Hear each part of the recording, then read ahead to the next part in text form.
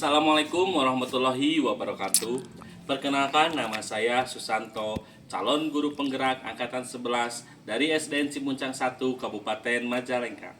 Kali ini saya akan melaksanakan kegiatan diseminasi aksi nyata budaya positif bersama guru-guru dari SDN Cimuncang 1.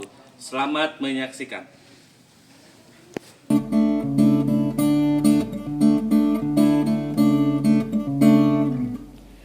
Bangun dan bergeraklah, waktu terus berganti. Jangan pernah menyerah, wujudkan mimpimu. Walau berat kau rasa, teruslah berlari. Kejar dan kau raihlah prestasimu. Kita belajar prestasi, jujur dan mandiri, santun kata dan budaya. Bersatu kita berbagi, memulihkan negeri ini untuk meraih prestasi dan tetap saling menjaga.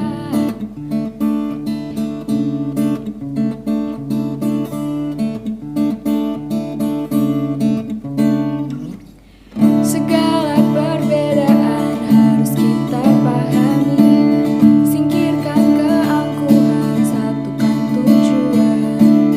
Tetaplah tegar kawan menghadapi pandemi, untuk raih masa depan dan impian. Kita belajar prestasi, jujur dan mandiri. Bismillahirrahmanirrahim. Assalamualaikum warahmatullahi wabarakatuh.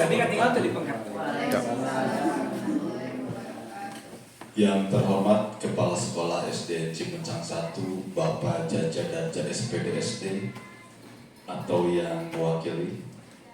Yang saya hormati Bapak dan Ibu Guru SD Cimuncang 1.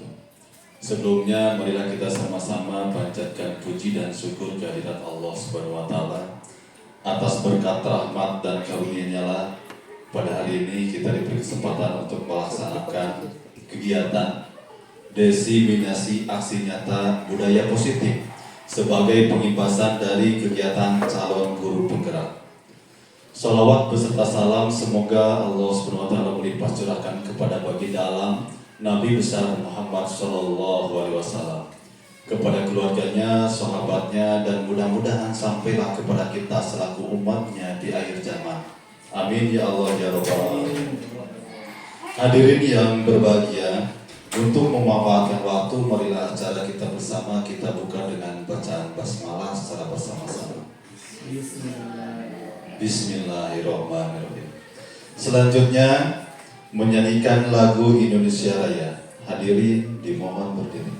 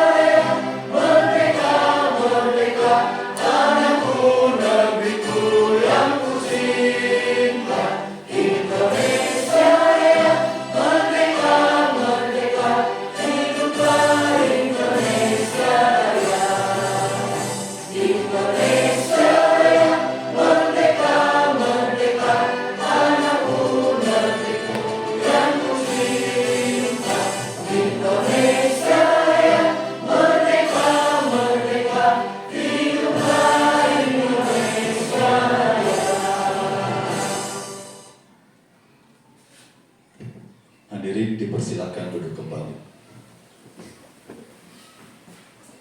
Selanjutnya, sambutan yang akan disampaikan oleh Kepala Sekolah SDN Cimuncang 1 atau yang mewakili, sekaligus agar berkenan untuk membuka acara diseminasi aksi nyata budaya positif.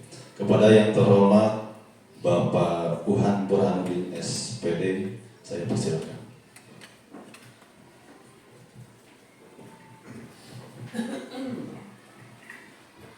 Assalamualaikum warahmatullahi wabarakatuh. Bismillahirrahmanirrahim. Wassalatu wassalamu ala Rasulillah wa ala alihi wa sahbihi wa mawala amma ba'du. Bapak Kepala Sekolah yang kebetulan pada saat ini ada keperluan yang saya hormati, para dewan guru yang hadir pada kesempatan ini yang saya hormati. Pertama-tama kali lagi kita panjatkan puji dan syukur kehadirat Allah yang Maha Kubur. Lalu salawat serta salam semoga terlimpah curah kepada junjungan kita Habibana wa Nabiyana Muhammad sallallahu alaihi wasallam beserta keluarganya, para sahabatnya, para tabi'in dan kita selaku umatnya. Mudah-mudahan kita mendapat syafaat darinya, amin ya rabbal alamin. Pada kesempatan ini mohon maaf dikarenakan Bapak Kepala Sekolah tidak bisa hadir. Kebetulan saya diberikan mandat untuk menyambut dalam acara kegiatan aksi nyata diseminasi budaya positif yang kebetulan di sekolah kita di SDN Cimuncang 1 ada 2 guru yang ikut dalam guru penggerak. Untuk itu menjadi kebanggaan untuk sekolah kita. Mudah-mudahan beliau berdua menjadi orang-orang yang kedepannya bisa membanggakan sekolah kita. Dan untuk selanjutnya mudah-mudahan bagi guru-guru yang masih muda, yang punya kemampuan supaya bisa ikut menjadi guru penggerak kedepannya. Mudah-mudahan guru SDN Cimuncang 1 semuanya bisa ikut menjadi guru penggerak. Itu menjadi kebanggaan buat sekolah ini. Pada kesempatan ini dalam hal diseminasi aksi budaya positif pada kesempatan ini, mudah-mudahan apa-apa yang akan disampaikan oleh 2 guru penggerak ini, mudah-mudahan kita sebagai guru yang lain bisa menimba ilmunya dari beliau. Untuk itu mudah-mudahan sekali lagi pelaksanaan kegiatan ini ada dalam lindungan Allah SWT dan kita mendapat manfaat darinya, amin ya rabbal alamin. Itu saja pada kesempatan ini yang bisa saya sampaikan, sekaligus untuk membuka acara kegiatan ini dengan ucapan Bismillahirrahmanirrahim. Acara kegiatan aksi diseminasi aksi budaya positif pada kesempatan ini saya buka. Itu saja yang bisa saya sampaikan. Assalamualaikum warahmatullahi wabarakatuh. Waalaikumsalam warahmatullahi wabarakatuh. Terima kasih pemaparan aksi nyata budaya positif. Yang pertama akan disampaikan oleh Bapak Susanto SPD. Kepada yang terhormat, saya persilakan.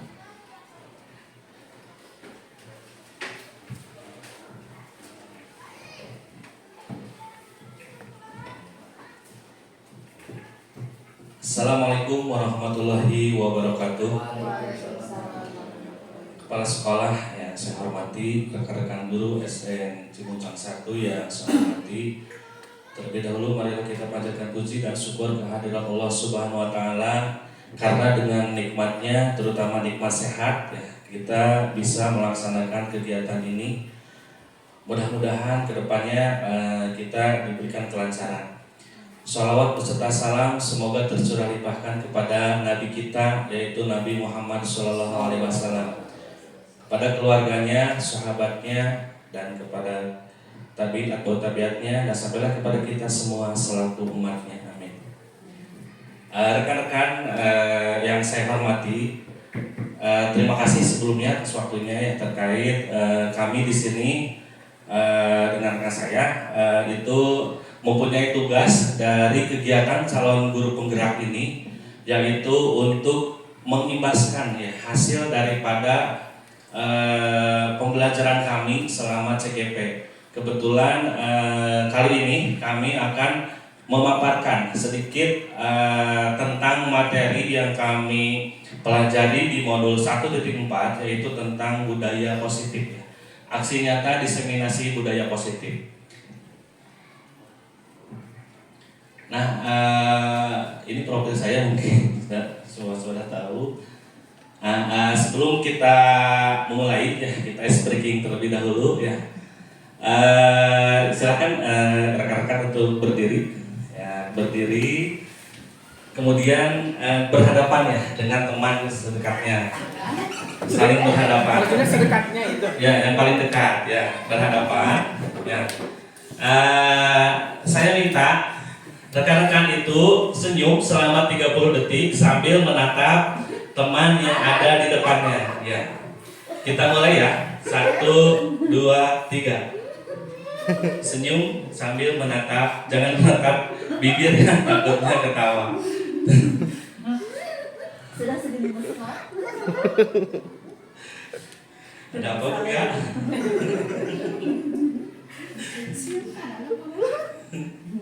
Ya, sudah? Sudah ya. Alhamdulillah ya, kita sudah bisa tersenyum ya. Meskipun mungkin ya, setelah mungkin tadi pagi kita melakukan pembelajaran ya, menghadapi anak-anak kita gitu ya, anak-anak kita yang berbagai karakter. Tapi alhamdulillah rekan-rekan saya lihat sudah mulai tersenyum kembali ya. Nah, rekan-rekan, untuk kegiatan ini kita membuat kesepakatan dulu ya terkait kegiatan ini gitu ya. Kesepakatan forum diseminasi ini supaya berjalan lancar. Misalnya kita menghargai siapapun yang menjadi narasumber ataupun yang menjadi seorang penanya dan sebagai peserta gitu ya. Kemudian mungkin ada yang mau ditambahkan? Nanti kesepakatannya seperti apa? Misalnya hadir seutuhnya gitu kan. Ya. Maksudnya hadir seutuhnya itu jangan sampai raga di sini, tapi pikiran ada di mana-mana. Tapi saya harapkan mudah-mudahan hasil daripada pengimbasan ini itu ada manfaatnya buat kita ya selaku pendidik di SD ini untuk pengembangan di SD. Mungkin ada yang mau ditambahkan selain ini? Nanti ditulis pada ini. Kira-kira apa? Selama kegiatan ini gitu. Ketika ada yang bertanya, yang lain mendengarkan. Boleh. Ketika ada yang bertanya, yang lain mendengarkan. Di poin ketiga. Di poin ketiga. Ketika ada yang bertanya, yang lain mendengarkan. Apalagi mungkin ada kesepakatan. Hargai perbedaan pendapat dari setiap peserta. Hargai perbedaan pendapat dari setiap peserta.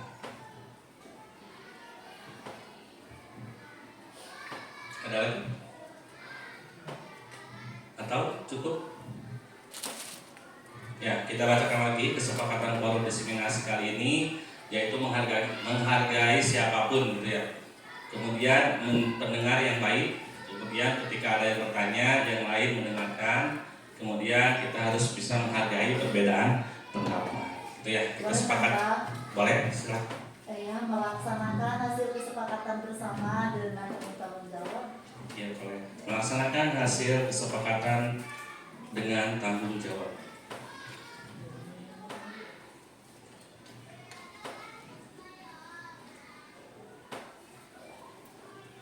Ada lagi?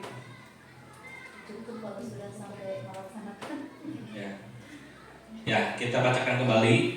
Kesepakatan forum diseminasi kali ini yaitu menghargai siapapun menjadi pendengar yang baik, ya, menjadi pendengar yang baik. Kemudian ketika ada yang bertanya, yang lain mendengarkan, hargai perbedaan pendapat, kemudian melaksanakan hasil kesepakatan bersama dengan penuh tanggung jawab. Mungkin itu ya kesepakatan untuk kegiatan. Yang pertama yang menjadinya bisa dihapus, Ya itu maksudnya dia kayaknya janda gitu. menghargai siapapun maksudnya. Iya. Enggak, itu maksudnya mah tetap di kata kedua menjadi pendengar yang baik. Oh itu dia. Menjadi pendengar yang baik.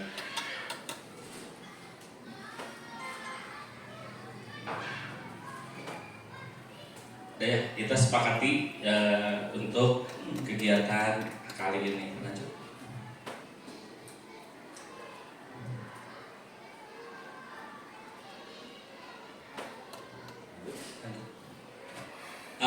Nah, di sini itu mungkin rekan-rekan tahu, pernah mendengar apa yang dimaksud yang didengar itu budaya positif. Kira-kira menurut rekan-rekan budaya positif itu seperti apa? Ada yang bisa budaya positif gitu? Silakan, Ibu. Menurut saya, budaya positif itu segala sesuatu kebiasaan. Budaya itu kan kebiasaan ya yang ada, yang kita lakukan itu semuanya adalah baik, patut dicontoh dan patut kita laksanakan secara berkesinambungan, tidak hanya pada waktu itu saja. Mungkin itu yang dapat saya sampaikan.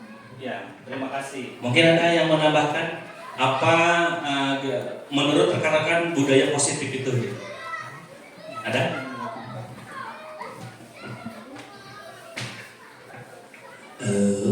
Menurut pendapat saya tentang budaya positif itu adalah dalam pengertian budaya itu adalah hasil karya manusia. Berarti apapun hasil karya manusia yang bernilai berdampak baik untuk kedepannya patut kita laksanakan. Itu saja. Ya, terima kasih. Mungkin ada lagi? Ya, bagus ya pemahamannya. Memang budaya positif itu adalah perilaku yang harus kita tanamkan ya di sekolah itu dengan nilai-nilai yang baik ya untuk apa? Untuk menunjang pendidikan di sekolah kita, untuk menunjang keberlangsungan pendidikan kita dan outputnya di masa yang akan datang. Sehingga kebiasaan-kebiasaan positif itu kita tanamkan dulu di sekolah. Nah, seorang guru yang baik itu harus memiliki ya kemampuan dalam mewujudkan budaya positif di sekolah. Budaya positif tersebut itu dapat dijalankan dengan menerapkan konsep-konsep ini ya. Ada 6 konsep. Yang pertama disiplin positif. Kemudian ada motivasi perilaku manusia. Kemudian ada keyakinan kelas atau sekolah. Kemudian kebutuhan dasar manusia, posisi, kontrol, restitusi, dan segitiga restitusi. Itu ya. Nah, mungkin ini yang akan kami paparkan itu adalah dari 6 budaya positif ini yang harus kita miliki di sekolah, gitu ya. Nah, ini disiplin positif, ya. Disiplin positif, disiplin positif itu merupakan suatu cara penerapan disiplin yang mengajarkan anak bertanggung jawab dan membutuhkan kesadaran diri berdasarkan nilai-nilai kebajikan. Ya, jadi si anak itu harus bertanggung jawab bukan karena takut, ya, jangan hanya karena takut, tapi karena memang rasa tanggung jawab terhadap dirinya, terhadap kesepakatan di sekolahnya, terhadap aturan-aturan yang ada di lingkungannya, baik lingkungan sekolah ataupun lingkungan nanti di masyarakat, itu ya. Lanjut. Kemudian disiplin positif itu lebih ke arah disiplin diri yang dapat mengontrol diri dalam melakukan segala tindakan, gitu ya. Jadi si anak itu diusahakan oleh kita itu jangan sampai terbebani ya, dengan aturan-aturan, dengan kesepakatan-kesepakatan yang belum tentu dirinya itu siap, gitu ya. Kemudian nanti kan kita akan bahas tentang kesepakatan sekolah, kesepakatan kelas, di mana kesepakatan itu adalah hasil dari kolaborasi antar siswa. Lanjut. Ya. Kemudian disiplin diri dapat membuat murid memahami dan menyadari berdasarkan motivasi internal, bukan akibat paksaan, ujian atau hukuman, seperti itu ya. Jadi perilaku anak itu tidak karena takut dihukum, ya, tapi keluar dari internalnya, dari diri sendirinya, gitu ya. Paham mungkin? Ya, jadi si anak misalnya tidak menulis itu mau menulis itu bukan karena takut oleh guru, tapi rasa sadar diri ingin agar saya itu bisa gitu kan.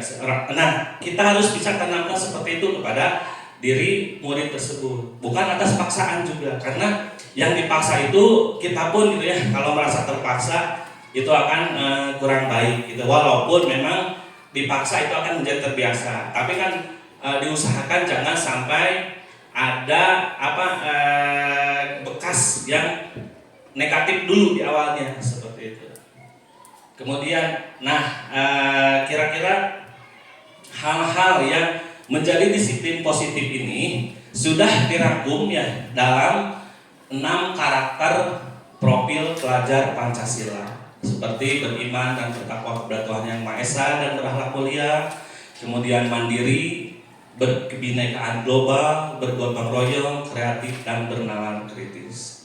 Nah, ini adalah di mana disiplin positif itu diterapkan oleh kita terhadap anak-anak yang dirangkum dalam sebuah karakter profil pelajar Pancasila, seperti itu. Paham ya?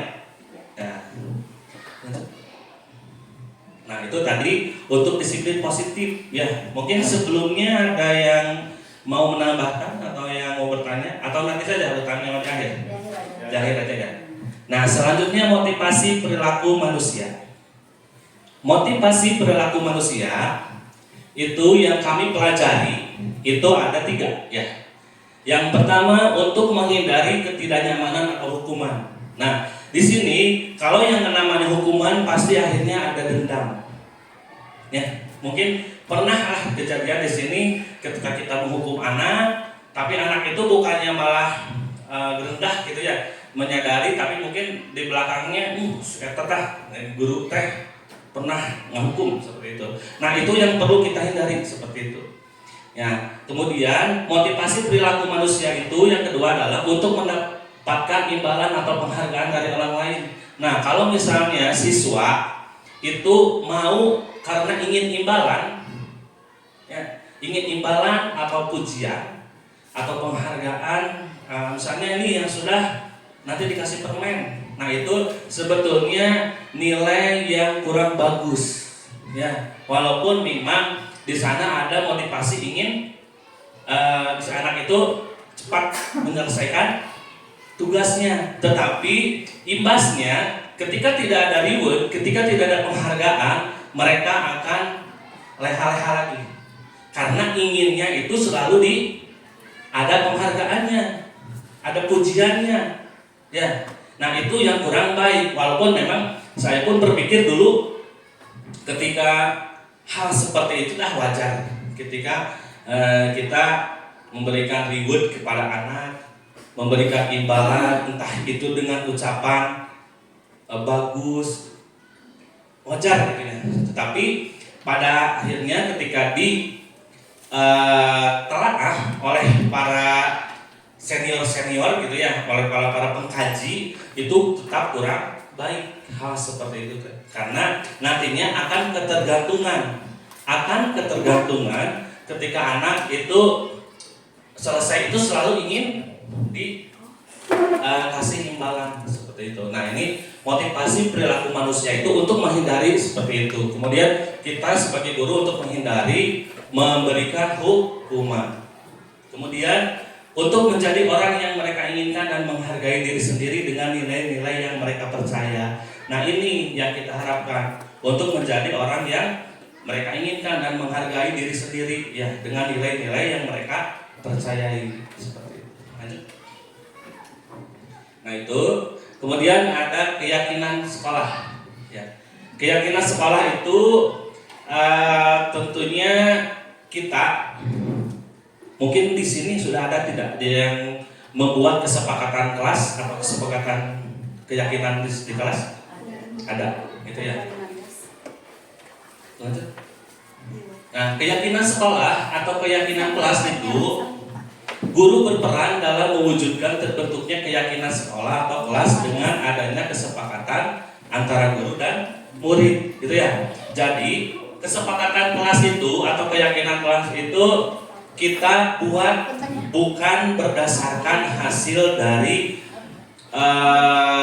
buatan guru, bukan buatan guru. Guru membuat misalnya kesepakatan kelas, dilarang berbicara, dilarang makan, dilarang dan sebagainya.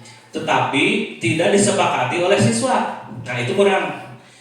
Yang namanya keyakinan dan kesepakatan kelas atau sekolah itu hasil kesepakatan warga kelas tersebut. Supaya apa? Supaya ketika warga tersebut melanggar aturan, kan itu tuh kesepakatannya seperti itu. Kenapa harus dilanggar? Tetapi kalau kita yang membuatnya sebagai wali kelas misalnya, ya, ketika siswa melanggar, saya tidak sepakat terhadap aturan-aturan seperti itu, gitu ya.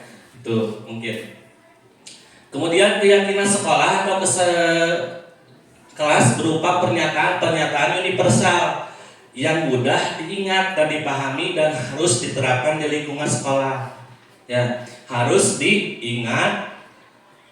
Kemudian pernyataan universal. Kemudian kalimatnya kalimat positif. Ya, misal kalimat positif, dilarang membuang sampah. Ya, seharusnya buanglah sampah pada tempatnya. Dilarang mengobrol. Ya, sebaiknya ketika ada yang berbicara dilarang berbicara, misalnya seperti itu. Jadi usahakan membuat kalimatnya itu tidak boleh ada kata tidak atau larangan. Ya, lebih ke ajakan lah seperti itu atau seperti itulah, seperti itu ya. Contoh misalnya tadi saya lihat di kelas 1 sudah ada ya 6, tapi itu mah bahasanya pedoman ya, pedoman kelas, ada beberapa. Nah, ini buat contoh saya keyakinan kelas, misalnya 3B cuma 1, menjaga kebersihan ruang kelas. Nah, ini nilai kebajikannya itu sudah ada beberapa, yaitu tentang kebersihan, ya, kebersihan, kemudian apalagi kira-kira menjaga kebersihan ruang kelas, kebersamaan, gotong royong, tanggung jawab kan, tanggung jawab untuk menjaga kebersihan. Nah, ini sudah bisa dikatakan dirangkum dalam satu kalimat, tapi kebajikannya sudah banyak. Kemudian menghormati dan saling menolong. Ya, itu nilainya apa kira-kira? Menghargai, kemanusiaan. Ya, itu sudah ada. Kemudian datang sekolah tepat waktu, berarti ada disiplin dan sebagainya, seperti itu. Nah, kemudian keyakinan kelas dan kesepakatan kelas itu tidak perlu banyak, ya. Cukup 3 sampai 7. Supaya apa? Supaya si anak dapat ingat, ya, dapat ingat ketika mereka melakukan kesalahan, itu ingat keyakinan kelasnya itu apa saja. Jadi jangan terlalu banyak, gitu ya. Kita sesuaikan saja kalimatnya dengan posisi kelas. Misalnya kelas 1 tidak mungkin dikasih banyak kalimatnya, cukup dengan beberapa kata, tapi yang ngena seperti itu. Beda dengan kelas 6, misalnya akan banyak kata-katanya, boleh gitu ya. Tapi tujuannya agar anak diingat, ya. Kemudian dapat anak aplikasikan dalam kehidupan sehari-hari, seperti itu. Nah, ini contoh saya ngambil dari Google ya, tapi mungkin ini pun ada beberapa kalimat yang kurang efektif gitu ya. Nah, kerjasama menjaga kebersihan kelas, ada yang saling peduli, menghargai, membantu sama lain, ya. Menjaga dan meletakkan barang sesuai tempatnya, menjaga tugas tepat waktu dan aktif di kelas. Kemudian itu ada yang kalau itu untuk kalimat-kalimat yang kelas tinggi gitu ya, yang sudah banyak. Speaking lagi.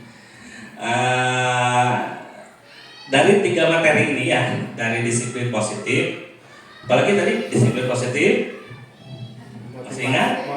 motivasi perilaku manusia, kemudian keyakinan kelas. Kita breaking lagi ya, biar tidak jenuh gitu ya. Kita mungkin rekan-rekan untuk berdiri lagi. Enggak, tidak rekan-rekan. Saya minta ketika saya menyebutkan selamat pagi, tepuk 1 kali, ya. Selamat siang, tepuk 2 kali. Selamat sore, tepuk 3 kali. Dan selamat malam, tidur.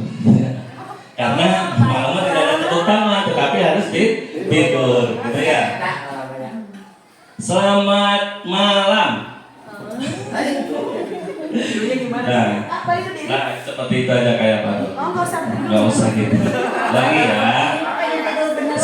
Selamat pagi. Selamat siang. Selamat pagi. Selamat sore. Selamat siang. Selamat malam. Terima kasih. Ya. Dari ketiga materi tersebut, apakah kita akan membuka pertanyaan dulu atau nanti saja setelah 6 materi yang disampaikan? Nanti aja yang ada sesi tanya jawab. Kita lanjut ke sebetulnya asal cepat gini.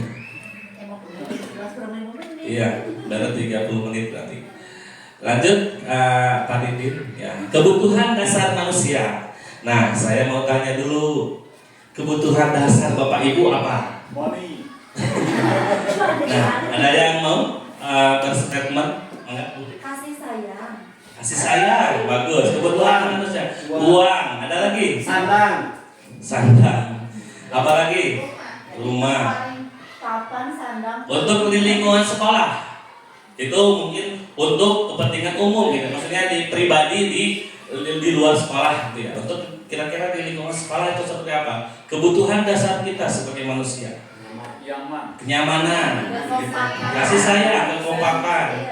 Itu ya. Ya, karena kenyamanan itu membuat saya 6 tahun di sini gitu kan.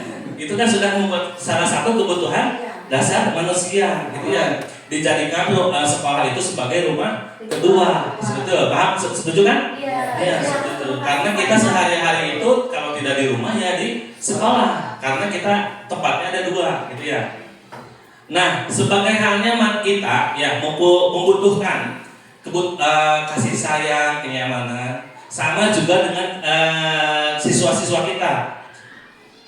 Ya, ketika seorang murid melakukan suatu perbuatan yang bertentangan dengan nilai-nilai kebajikan atau melanggar, sebenarnya dikarenakan mereka gagal memenuhi kebutuhan dasar mereka.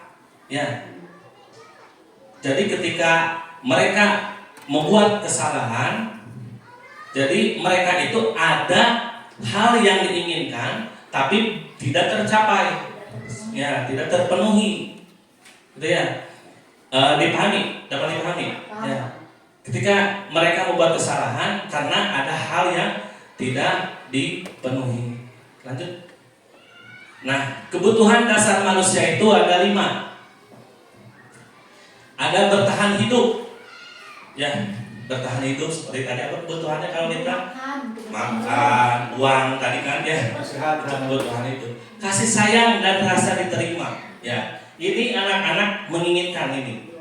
Bertahan hidup, kasih sayang dan rasa diterima, kemudian penguasaan diri karena di mana kita terkadang ingin berkuasa, gitu ya.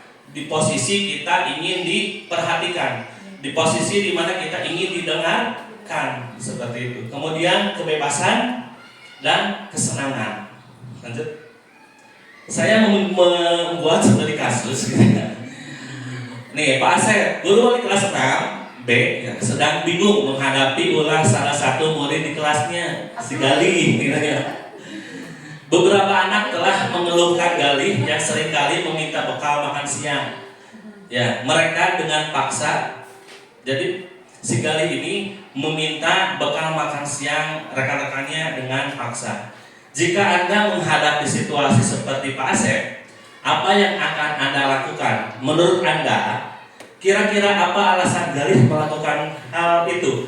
Kita ke pertanyaan pertama dulu. Apa yang akan Anda lakukan ketika berada di posisi Pak Hasyad dengan permasalahan Galih? Mengajak komunikasi Galih. Diajak. Berajak komunikasi Galih, bertanya alasannya. Ada lagi? Mungkin Pak Hasyad mengadvokasi sendiri. Ada lagi mungkin Pak Nedi? Menanyakan langsung. Cuan itu mau pasti. Ada lagi? Mungkin Bu? Nah, apa yang akan lakukan bertanya? Kira-kira alasan Galih melakukan hal itu karena apa? Mungkin saja tidak. Salah satunya Belum masak nasinya di rumah. belum masak, apalagi kurang bekal, mencari perhatian. Rumahnya itu karena dia kurang kasih sayang sehingga walaupun makanan tersedia mungkin tidak selera. Dan tiba-tiba datang ke sekolah, ini suasana menyenangkan. Ya, Tiba-tiba jadi apa? menunya itu saja di rumah. Ketika temannya membawa menu yang baru, ingin gitu kan. Suasana hati. Ada lagi memanfaatkan kekuasaannya. Ya, memanfaatkan kekuasaannya. Ada lagi mungkin Pak Arul?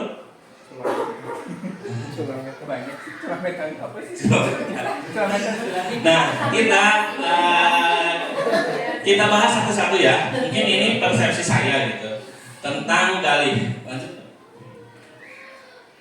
Alasan Galih yang pertama, karena ia lapar dan orang tuanya tidak membawakannya bekal. Ya, makan siang. Maka kebutuhan dasar yang sedang berusaha dipenuhi oleh Galih adalah kebutuhan bertahan hidup, ada survival, gitu ya. Jadi salah kalau dia tidak membawa bekal kan, misalnya lupa. Karena jam siang sudah waktunya makan, dia rela pulang kan untuk jangan jajan karena uang tinggal 1.000 gitu kan, susah untuk jajan sehingga pulang. Karena apa? Yang dibutuhkannya oleh Pak Lul misalnya untuk bertahan hidup. Ya, salah satu bertahan hidup itu adalah dengan makan. Ingin makan Ya. nasi goreng terasi. Nah itu ya, karena ia lapar dan orang tuanya tidak membawakan bekal makan siang, maka kebutuhan dasar yang sedang berusaha dipenuhi oleh Galih adalah kebutuhan bertahan hidup atau survival. Itu gitu ya, bertahan hidup kalimatnya berarti. Untuk yang kedua, nah bisa jadi itu kan alasan pertama. Ada kan kemungkinan gitu ya, kenapa si Galih itu melakukan hal itu. Ada beberapa kemungkinan tadi kan. Tadi kemungkinan yang pertama adalah bertahan hidup, ya karena lapar, tidak membawa bekal untuk bertahan hidup. Kemudian alasan yang kedua, karena dia merasa senang temannya jadi memperhatikan dia. Jadi membuat ulah itu sehingga orang-orangnya itu, teman-temannya itu memperhatikan dia. Kalau dia diam saja mah tidak akan diperhatikan. Jadi caper gitu ya. Temannya melaporkan tindakannya itu pada gurunya dan gurunya memberitahu orang tuanya sehingga orang tuanya jadi memperhatikan dia. Maka kebutuhan dasar yang sedang dipenuhi Galih adalah kebutuhan akan kasih sayang dan rasa diterima. Jadi kurang kasih sayang gitu ya. Ya, bukan. Jadi kurang kasih sayang. Jadi ingin diperhatikan gitu kan. Ya. Ketika orang ingin diperhatikan, misalkan saya mempunyai siswa itu di kelas 4 kalau nggak salah si Dika tuh. Dika itu yang saya pahami itu ingin diperhatikan lebih, ya diperhatikan lebih. Karena kalau misalnya disamakan, dia nulis tidak mau.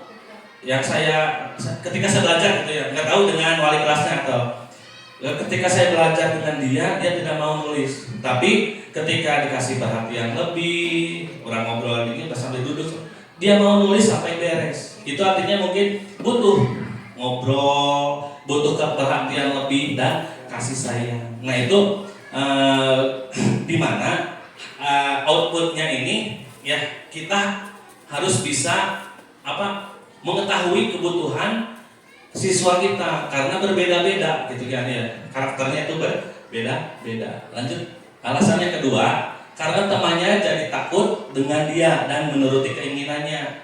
Maka sebetulnya Galih sedang memenuhi kebutuhan dasar akan kekuasaan. Ya, meminta secara terpaksa sehingga dikasih. Ya, sehingga kan seolah-olah pangkuasana gitu kan. Dalam bentuk diberikan baru disepelekan berarti tidak merasa berkuasa, gitu ya. Karena kadang kita pun atau siswa pun perlu hal seperti itu, diberikan respon sebagai untuk yang dituruti, gitu ya, yang dituruti. Kemudian alasan yang keempat, karena dia merasa bosan dengan bekal makanan yang dibawakan ibunya dari rumah, karena ibunya selalu membawakan bekal yang sama. Oleh karena itu dia ingin mencoba makanan beraneka ragam. Maka Gali sedang berusaha memenuhi kebutuhan akan kebebasan. Tadi misalnya karena makanannya itu misalnya ndok deui bosan, jadi ingin kebebasan, ingin merasakan hal-hal yang baru. Misalkan kalau dalam ini konteksnya makanan, misalnya ingin merasakan menu-menu baru seperti itu. Nah ini berarti si Gali itu sedang memenuhi kebutuhannya untuk kebebasan, ingin bebas seperti itu ya. Kemudian alasan yang kelima, ini kemungkinan alasan yang kelima, karena ia melakukannya karena iseng saja, dan ia menikmati ekspresi wajah teman-temannya yang kesal karena diambil makanannya, dan menurut dia ekspresi teman-temannya itu lucu ya. Maka berarti Gali sedang berusaha memenuhi kebutuhannya akan kesenangan, rame seperti tadi. Pokoknya ada yang saksikan di sini ketika saya Panidin kemarin memanggil rapat, kenapa kamu mengganggu terus Ana Hartono ya, sehingga tidak mau sekolah? Jawabannya kan rame. Nah itu kan berarti kesenangan dia gitu ya. Terus ngerian sama teh gitu ya, senang gitu kan. Berarti si Rapa itu sedang memenuhi kebutuhannya untuk memenuhi kebutuhan akan kesenangan seperti itu. Lanjut. Nah dari kelima kebutuhan dasar manusia itu, nah perlu kita gali ya di kelas ya. Ketika ada anak yang misalnya tidak mau nulis ya, tidak mau misalkan ketika berkelompok tidak mau gitu ya. Nah itu kita cari kebutuhan apa yang sedang dia inginkan gitu, kebutuhan apa yang sedang dia butuhkan gitu ya. Bisa jadi tadi apa, rasa kasih sayang, penguasaan, kebebasan, kesenangan, dan bertahan hidup tadi gitu ya. Bertahan hidup itu bukan hanya untuk ini makanan gitu ya. Bertahan hidup di kelas misalnya kan bisa gitu kan, karena misalnya teman-temannya tidak ada yang ngajak misalnya. Nah itu kan kalau misalnya orang yang putus asa, dia kan tidak mau sekolah, dan kayak rencang gitu misalkan, dia kayak batur misalkan. Nah hal seperti itu. Nah itu untuk materi yang keempat ya.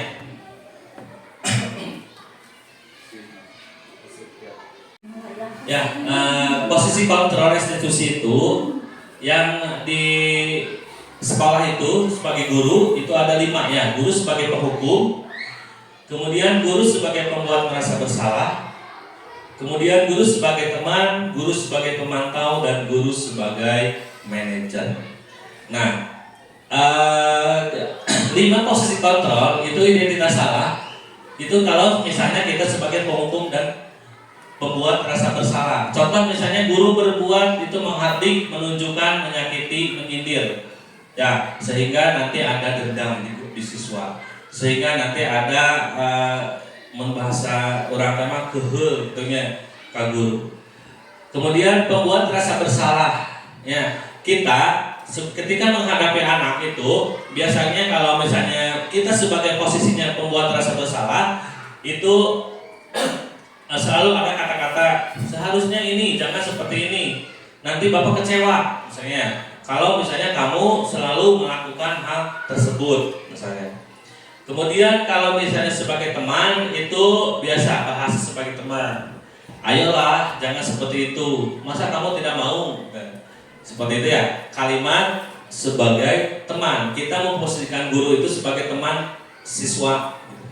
Kemudian sebagai pemantau, itu biasanya pemantau itu hanya memberikan pertanyaan-pertanyaan, kemudian checklist saja. Artinya siswa yang selalu menjawab, guru sebagai penanya. Nah, outputnya, hasilnya itu tidak ada solusi biasanya, hanya mencari data, ya, hanya mencari data kesalahan-kesalahan yang dilakukan. Nah, untuk yang terakhir ini identitas berhasil gitu ya, mengontrol diri sebagai manajer. Biasanya manajer hampir sama dengan pemantau. Ya, Anda pertanyaan dulu gitu ya. Kemudian tapi ada solusinya. Gitu ya. Ada penyelesaiannya seperti itu. Nah, lanjut. Nah, posisi kontrol restitusi diantaranya di antara kelima posisi kontrol restitusi ini, sebaiknya seorang guru itu menggunakan posisi kontrol sebagai manajer, ya, sebagai manajer, ya, tidak sebagai penghukum, tidak sebagai pembuat rasa bersalah, tidak sebagai pemantau ataupun tidak sebagai teman, tetapi sebagai manajer. Lanjut. Sebagai manajer itu seperti apa? Yaitu guru dapat berbuat sesuatu bersama murid, mempersilahkan murid bertanggung jawab dan mendukung murid agar dapat menemukan solusi. Jadi si manajer ini memberikan kebebasan kepada anak ya untuk mengontrol dirinya sendiri ya dengan apa yang dia laksanakan atau dia lakukan, kesalahan apa yang dia lakukan, kemudian bertanggung jawab dengan kesalahannya tersebut. Ya, kita hanya sebagai pengontrolnya saja, sebagai manajernya saja, gitu. Lanjut. Nah, selain itu posisi manajer itu mengacu pada restitusi yang dapat menjadikan murid sebagai manajer bagi dirinya sendiri sehingga dapat tercipta identitas positif pada diri murid. Nah ini kita sebagai manajer itu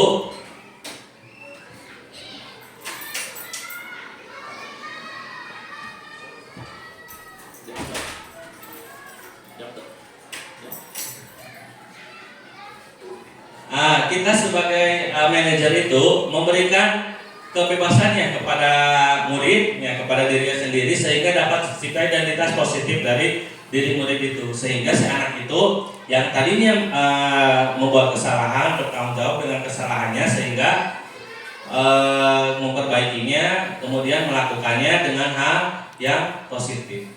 Lanjut. Nah, cara ya ada 3 cara. Nah, segitiga restitusi ini adalah cara untuk menyelesaikan masalah tanpa harus ada hukuman, ya, tanpa harus ada penyesalan dari anak, kemudian tanpa harus ada minder gitu ya, karena salah. Nah, tahapan dalam segitiga restitusi itu adalah menstabilkan identitas, validasi tindakan yang salah, kemudian menanyakan keyakinan. Apa yang dimaksud dengan menstabilkan identitas? Menstabilkan identitas itu adalah dilakukan berdasarkan prinsip bahwa membuat kesalahan adalah bagian dari proses pembelajaran yang nantinya akan menggeser identitas gagal ke identitas. Kemudian biasanya identitas itu ketika kita di tahap posisi menstabilkan identitas, ada bahasa-bahasa seperti ini yang biasanya muncul. Berbuat salah itu hal yang manusiawi, ya, tidak ada manusia yang sempurna. Kita pasti bisa menyelesaikan permasalahan ini. Bapak Ibu tidak tertarik misalnya untuk mencari tahu siapa yang benar, siapa yang salah. Bapak Ibu lebih tertarik untuk menyelesaikan masalah. Kalau kamu menyalahkan dirimu sendiri terus-menerus, apakah kamu bersikap baik pada dirimu sendiri? Nah, ini nanti di menstabilkan identitas itu akan ada kalimat-kalimat seperti ini, gitu ya, dimana kita menanyakan, membahas tentang permasalahan. Nah, setelah menstabilkan identitas itu dilanjutkan dengan validasi tindakan yang salah. Ya, apa yang dimaksud dengan validasi tindakan yang salah? Validasi tindakan yang salah itu dilakukan berdasarkan prinsipnya bahwa setiap perilaku berupaya memenuhi suatu kebutuhan tertentu. Sehingga guru atau orang tua akan bergeser dari pemikiran stimulus respon menjadi proaktif, serta akan lebih mengenali dan mengakui kebutuhan murid atau anak. Nah, di sini kita akan tahu kebutuhan apa yang dibutuhkan oleh anak tersebut sehingga melakukan kesalahan tersebut. Seperti tadi gali, gitu ya. Nanti posisinya itu nanti akan ditemui ketika misalkan si gali dipanggil, itu akan ditemui di sini kebutuhan naon. Lanjut. Biasanya kalimat-kalimat yang akan muncul, kamu pasti punya alasan mengapa melakukan itu. Misalnya, kasih kalian nah, kenapa kamu melakukan hal itu? Misalnya meminta makanan secara paksa pada temanmu. Misalkan atau apa yang penting bagi kamu? Misalnya, atau kamu boleh tetap berusaha menjaga sikap itu, tetapi tambahkan sikap yang lain yang baru. Maukah kamu belajar cara lain untuk mendapat yang kamu butuhkan tanpa harus memukul? Misalnya kalau keempat pertanyaan ini dengan permasalahan yang berbeda seperti itu. Nah, setelah itu kita menanyakan keyakinan. Menanyakan keyakinan dilakukan dengan memberi pertanyaan-pertanyaan bermakna kepada murid atau anak untuk memunculkan motivasi secara intrinsik sehingga mampu mengaitkan keyakinan dengan tindakan yang salah. Gitu ya. Misalnya kalimatnya seperti ini. Apa nilai yang kita percaya di sekolah kita? Misalnya, nilai-nilai apa yang telah kita sepakati? Kelas yang ideal itu seperti apa sih? Kamu ingin jadi anak seperti apa? Apa yang kamu rasakan ketika kamu melakukan itu? Kamu menjadi orang yang seperti apa? Jadi di sini kita tanyakan kembali kalau misalnya sekolah kita, kelas kita sudah membuat suatu keyakinan seperti tadi ya, kesepakatan kelas. Nanti tanyakan, kamu telah melanggar keyakinan apa? Nanti kan si anak kita akan menjawab kalau masih ingat, misalnya kedisiplinan. Nah, apakah itu baik? Misalkan tidak dan sebagainya. Nah, ini ditanyakan di keyakinan. Kita lanjut, kita ada contoh ya, video. Ada video. Saya pernah membuat tugas juga membuat segitiga restitusi tentang penyelesaian masalah. Kita coba, ini mungkin kurang lebihnya seperti ini ya, untuk menyelesaikan masalah. Untuk pertemuan kali ini kita akan membahas tentang keutamaan beribadah. Ya, ibadah kita adalah apa? Salat. Salat itu ada berapa kali sehari? Ya.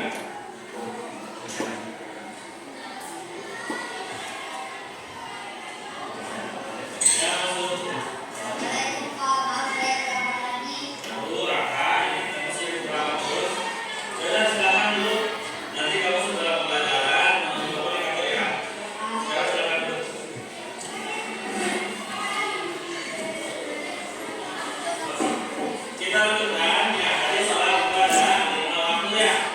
Ada subuh, terus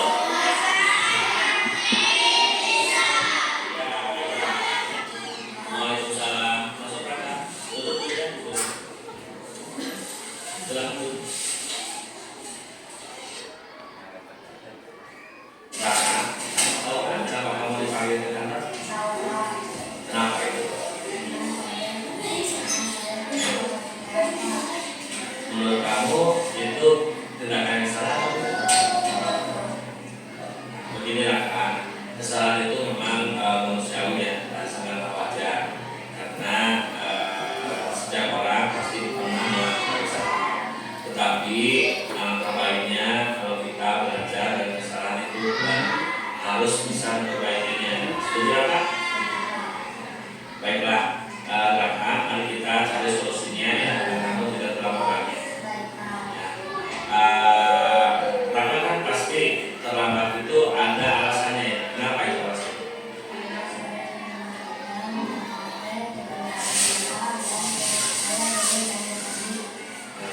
Kamu masih ingat tidak keyakinan apa yang telah disepakati?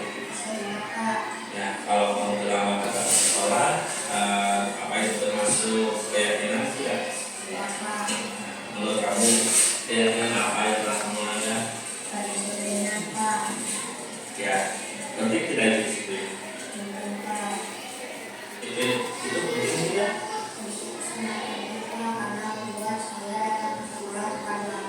Ya, bahwa memang betul ya,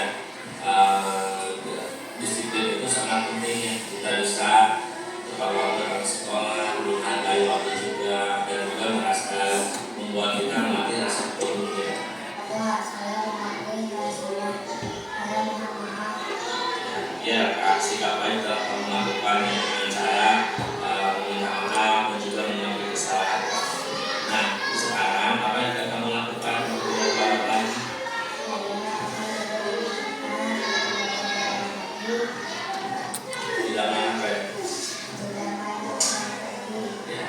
baik.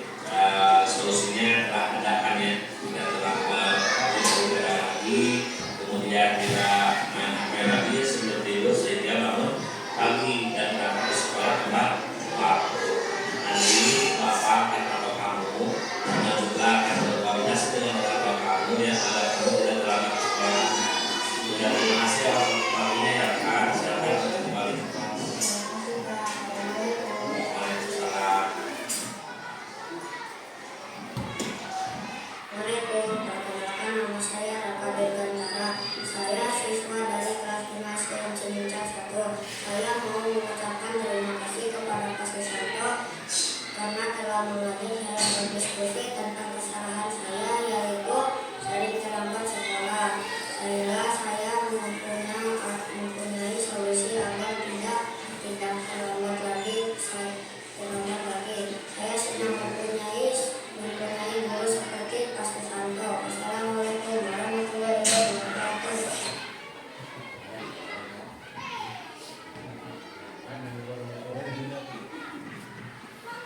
Nah, itu mungkin kurang lebihnya yang telah saya praktekkan terkait penyelesaian masalah dengan menggunakan segitiga restitusi, gitu ya.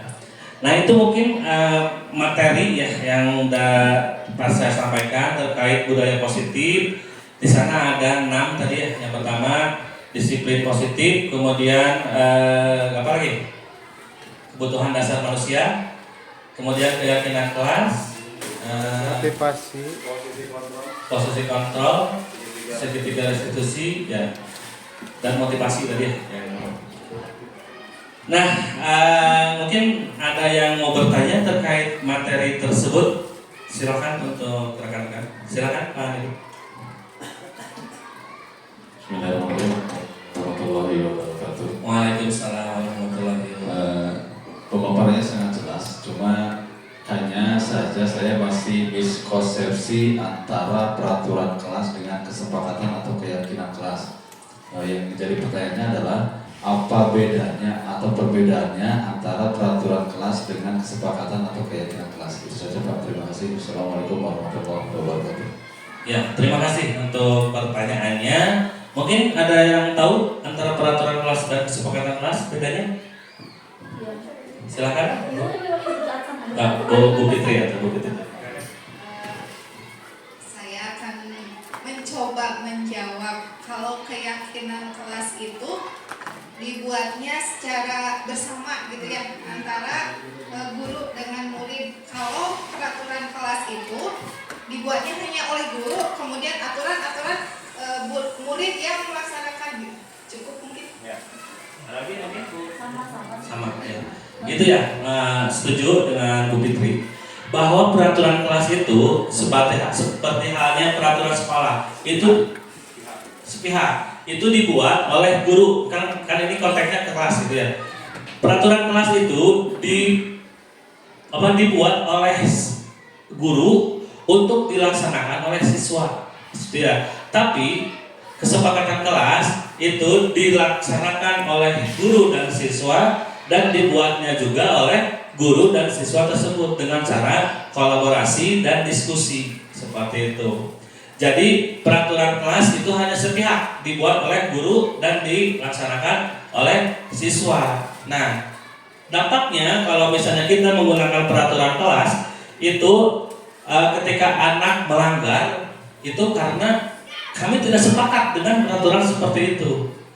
Kita pun tidak akan terlalu pede gitu ya untuk menekannya karena memang tidak sepakat gitu ya. Karena itu hanya buatan kita. Tapi kalau misalnya kesepakatan atau keyakinan kelas yang kita buat bersama, ketika ada siswa yang salah, kita tanyakan kembali. Itu kan kesepakatan kita. Kenapa kamu melanggarnya seperti itu? Nah, itu kurang lebihnya ya. Berarti yang bagus itu kalau ada di kelas yang bagus itu keyakinan, kesepakatan, Ya. ada peraturan. Ya. Kalau untuk di kelas Kalau di kelas itu keyakinan kesepakatan ya. Dan boleh tidak kita membeli keyakinan kelas? Misalnya kita membeli yang sudah ada kan sekarang jualan Nggak boleh. kesepakatan. Tidak bolehnya. Karena kenapa? Karena kesepakatan kelas itu berbeda-beda. Tergantung kesepakatan kita di sekolah. Misalnya kelas 1 dan kelas 6 mungkin bisa kesepakatannya itu berbeda. Bisa jadi kelas 6 tidak sepakat kalau misalnya makan di kelas itu tidak boleh karena ini dibebaskan misalkan. Atau kelas 1 sepakat misalkan tidak boleh makan di kelas. Nah itu kan berbeda gitu kan ya. Jadi misalnya meliwai sebenarnya keyakinan kelas loba di permen gitu. Tidak seperti itu. Kalau misalnya membuat kerangkanya gitu nya misalkan dulu ya kepada yang bisa membuat kalau udah jadi nanti isinya dari kita nah, itu boleh. Kalau isinya dari sana kita hanya tinggalnya itu bukan kesepakatan kelas namanya. Malah yang menuliskan kesepakatan kelas itu anaknya sendiri. Anak sendiri. Jadi caranya itu berikan kebebasan untuk anak itu mengusulkan kesepakatan-kesepakatan yang dia inginkan. Kemudian nanti kita kaji mana nih yang cocok untuk disepakati. Kita rangkum lagi, kita buat lagi kalimatnya seperti tadi. Kan kalau misalnya kita membuatnya 30 anak, misalnya 30 kesepakatan, itu kan terlalu banyak. Tapi kita nanti dirangkum kembali menjadi beberapa kesepakatan yang di dalamnya ada nilai-nilai kebajikan seperti itu. Itu ya mungkin untuk pertanyaan yang itu. Lanjut, ada lagi? Boleh. Tadi ada dalam kriteria guru di sana tidak boleh menghukum dan tidak boleh mengiming-imingi dengan menghargai. Beda dengan guru. Guru itu kan harus memberikan limit. Ini maksudnya gini, tahapan ini memang ada dalam agama itu kelas ikhlas. Memang kelas ikhlas yang tinggi seperti tadi. Jadi murid siapapun manusia tidak boleh beriming-imingi dengan surga dan tidak boleh ditakut-takuti dengan neraka. Berarti kan kelasnya tinggi. Ini memang tidak salah. Tapi yang namanya kelas bawah seperti kita, naik duha benar rezeki, naik baca waqiah benar rezeki. Anda tidak melakukan ini akan mendapat pahala. Ini kan ada berarti jenis hukuman. Ini memang skalanya hal seperti ini memang bagus. Tapi rasanya kalau diterapkan, apakah anak kalau tidak diberi hukuman akan tidak jerak? Tapi maksudnya saya menginginkan hukuman itu hukuman yang tadi yang disepakati antara guru dan murid di kelas. Seandainya Anda tidak menulis kesepakatan kita bersama bagaimana? Berarti kan keyakinan seperti tadi kan melanggar, tidak datang ke sekolah. Berarti keyakinan Anda itu berarti harus paham gitu. Apakah sama seperti itu? Apakah memang yang kedua ini yang dilema? Tadi kan PMM itu adalah membuat murid supaya menyenangkan. Dan bagaimana tindakan seorang guru? Seandainya di kelas itu ada murid yang dalam matematika sudah paham kalian, yang terkadang 3 atau 4 murid belum paham sama sekali tambahan, bagaimana tindakan seorang guru dalam hal praktek mengajar dan bagaimana disesuaikan dengan pelaksanaan tes sumatif. Itu aja. Assalamualaikum warahmatullahi wabarakatuh. Terima kasih atas pertanyaannya, sangat bagus sekali gitu ya. Mungkin mudah-mudahan saya bisa jawab gitu ya. Terkait tadi hukuman, kalau misalnya dianalogikan dengan duha gitu ya. Kalau duha itu sudah pastian kalau misalnya kita melaksanakan sholat duha sudah pastian kan ada. Itu mah tidak harus diiming-imingi, sudah ada pastian. Itu rewardnya itu pahala gitu ya. Sama dengan menulis. Menulis itu tidak harus diiming-imingi sebetulnya. Menulis itu kalau misalnya mau menulis, kalau misalnya dalam bahasa agama pahalanya itu akan bisa gitu ya. Kalau dianalogikan di nulis akan bisa, akan mendapat ilmu seperti itu. Dan memang untuk hukuman itu memang itu tidak boleh sepertinya tidak boleh karena tadi kalau misalnya dianalogikan dengan yang tidak sholat misalkan dihukum pahala, kan itu sudah pastian gitu ya. Bukan hukumannya bukan dari kita gitu ya. Memang itu mah dari Tuhan gitu karena sudah pasti ada sholat ada hukuman, yang sholat ada pahala seperti itu. Nah maksud hukuman seperti di kita itu adalah yang sering kita laksanakan itu adalah untuk efek jerak gitu kan ya. Untuk efek jerak, untuk efek jerak memang kalau misalnya kita melakukan mungkin boleh-boleh saja, kalau saya pribadi mungkin boleh-boleh saja karena ada outputnya itu untuk efek jerak. Tapi negatifnya anak akan menjadi dendam kepada kita kalau misalnya ada hukuman, itu yang dikhawatirkan seperti itu. Jadi diusahakan hukuman itu dihilangkan, ya, diusahakan, tidak diusahakan. Nah, seperti itu. Kemudian tadi misalnya hasil kesepakatan, kecuali mungkin kalau menurut pribadi sesuai dengan kesepakatan kelasnya seperti itu ya. Tetapi dengan kesepakatan kelas pun itu harus ada nilai positifnya, Pak. Harus ada nilai Ya, positif. anak tidak mau menulis, Ya. dihukum. Anda silakan menulis buku ini. Ya. Ya, jadi dihukumnya itu disuruh kalau contoh anak tidak mau menulis bacaannya, suruh bikin tulisan. Jadi bahwa- mungkin nilainya hukumannya lebih ke nilai positif. Ya. Tuh. Ya, itu pernah dibahas ya waktu saya PI gitu ya, waktu saya lokal. Itu tetap katanya tidak boleh. Yang namanya hukuman apapun itu tidak boleh. Misalkan gini, saya dulu membuat demonstrasi konseptual itu terkait sholat duha gitu ya. Nanti akan ada reward bagi yang melaksanakan sholat duha atau misalnya. Nah, rewardnya seperti apa? Ditanya saya. Ya, bukan berupa barang, tapi dengan bagus dan sebagainya. Memang itu boleh, tapi diusahakan jangan. Itu yang saya terima gitu ya. Kemudian tadi pembahasan satu lagi terkait perbedaan kemampuannya. Nah, itu mungkin nanti sebetulnya materinya di luar ini. Ada yang namanya berdiferensiasi, berdiferensiasi pembelajaran dengan jadi yang kami pelajari itu pembelajaran ketika anak berbeda-beda kebutuhannya, itu berbeda-beda juga pelayanannya seperti itu. Ya, berbeda juga pelayanannya. Jadi untuk tes sumatifnya juga yang saya pelajari kemarin malam dibahas di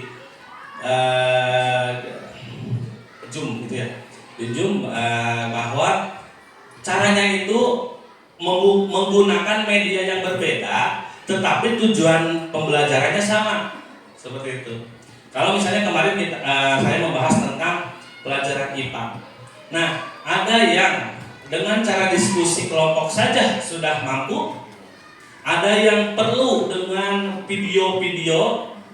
Ada juga yang perlu pendampingan individu.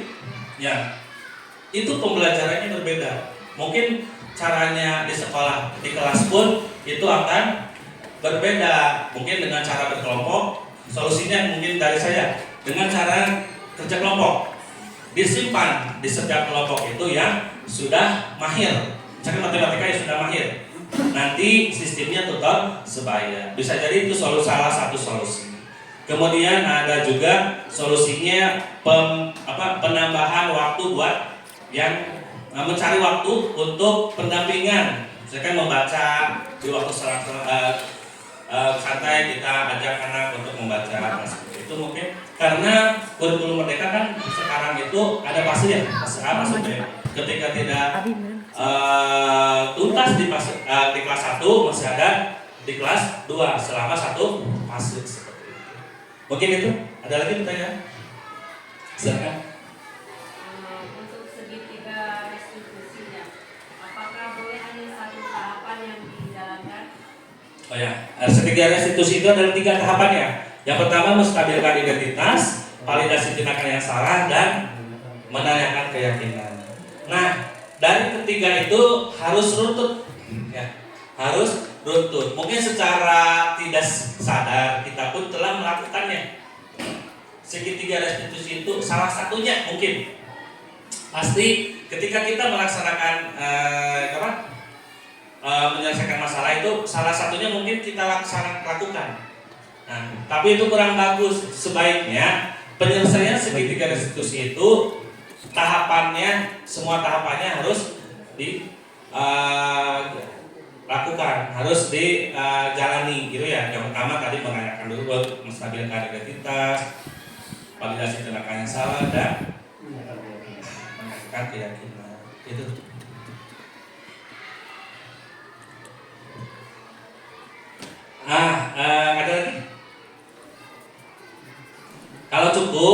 mungkin pembahasan dari saya ya terkait diseminasi aksi nyata budaya positif dicukupkan sekian. Mudah-mudahan ya ada manfaatnya buat kita sebagai guru ya untuk diaplikasikan dengan peserta didik kita yang belum membuat keyakinan kedepannya bisa dibuat keyakinan di kelasnya. Kemudian mudah-mudahan bisa berimbas kepada kemajuan pendidikan di SD Cimuncang 1 ini. Terima kasih atas perhatiannya. Mohon maaf atas segala kehilapan saya. Assalamualaikum warahmatullahi wabarakatuh. Waalaikumsalam warahmatullahi wabarakatuh.